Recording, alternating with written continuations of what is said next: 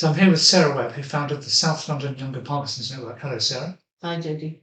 So first of all, can you take me back to when you were first diagnosed? What were you doing at the time and how did you notice you had Parkinson's? Of course. So I was a young mum. Mm-hmm. I literally just had a 2-year-old and just had my second child. 2 boys, wasn't it? 2 boys, yes. And I was trying to feed my youngest and my arm just wouldn't keep still and his head kept bobbing up and down when I was trying to feed him.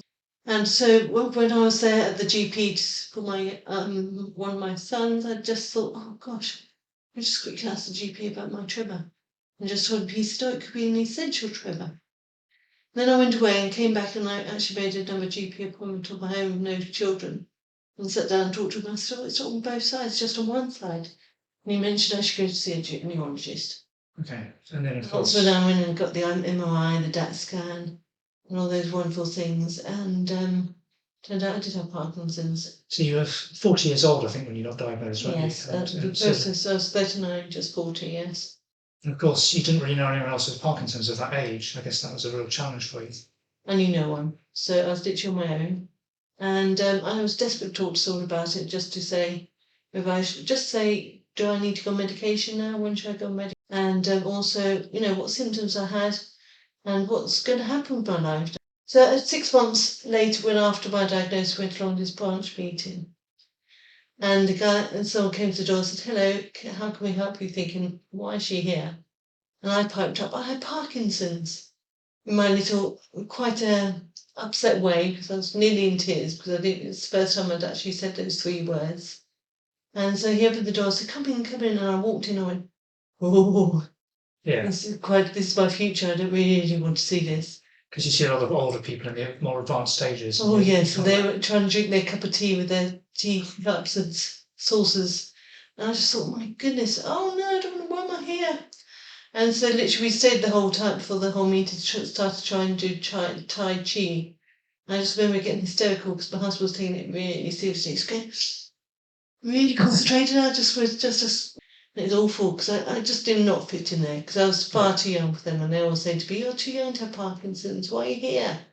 And of course, this is one of the myths about Parkinson's. Is a lot of people think it's an older person's disease. Completely. But about 1 in 10 are diagnosed under the age of 50. Yes. So of course, you're one of these more unusual cases, like I was as well. Yeah. So this led to you setting up the SLYPN, didn't it? The South London Younger Yes, Parkinson's so that's the Network. next step for me because I just thought I needed something.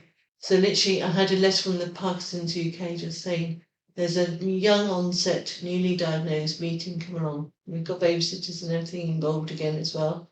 Rushed up there. We had about 2 hours slopped between feeds of the children and sorting everything else out, and went up there and met some people. And before I left, I made sure I got everyone's email and their mobile, and I said, right, we're going to meet up.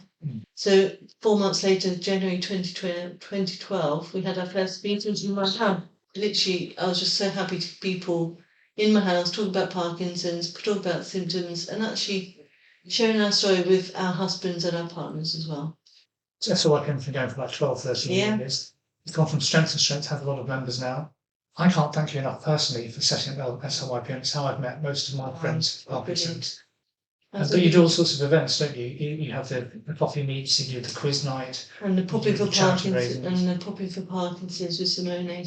Yeah. And the charity. And so I think also what's really good about SLYPN is the WhatsApp group. It's just so wonderful to see everyone just asking questions, debating it, and trying to help and support each other. And so a lot of it's about the day-to-day living. How do you deal with certain tasks around the house and so on? Yeah. And then I had DBS, deep brain stimulation as well, 2017. And then I had breast cancer after that. So you had a very positive experience from DBS, I think, didn't you? Yes, yes. I was the lucky one. I was one of the lucky ones where the tremor did stop. So you've had an incredible journey. You were diagnosed at age 39. Yeah. You had 2 young children. You've dealt with all of that. You've had DBS. You've had other challenges. Yeah. And you seem in very good shape now. So what a great story. We have to keep going, don't we? We have to keep going. We have to keep fighting and not give up.